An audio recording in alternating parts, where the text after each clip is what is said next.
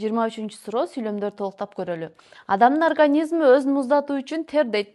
Тер аркылуу бөлүнгөн суу ашша жылуулукту өзүнө тартып алат. Бирок бул процесс өтө ысык жана нымдуу аймактарда жакшы иштебейт дейт. Демек биздин организмибиз өзүн муздатуу үчүн тердеп, ошол тер аркылуу ашыкча жылуулукту өздөрүнө сиңирип алат экен. Бирок бул процесс аябай ысык жана нымдуу жерлерде ишке ашпайт деп атат.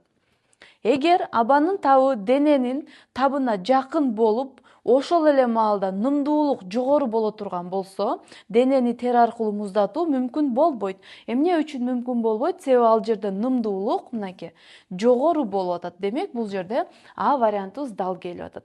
Бсыны карайбыз.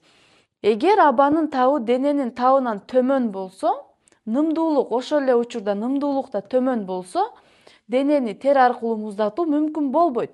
Эгерде нымдуулук төмөн болсо, демек ал жерде денени муздатуу мүмкүн болуш керек эле. Демек Б вариантыбыз туура эмес. Эгер абанын табы дененин табынан ашык болуп, нымдуулук ашык болсо, денени тер аркылуу муздатуу мүмкүндүгү бар. Жок, нымдуулук ашык болгон учурда денени муздатуу мүмкүнчүлүгү болбошу керек. Эгер абанын табы дененин табынан төмөн болуп, нымдуулук да төмөн болчу болсо, мүмкүндүгү жок деп атат. Демек бул жерде нымдуулук төмөн болгондо сөзсүз түрдө мүмкүндүк бар болушу керек. А вариантыбыз туура жооп болот.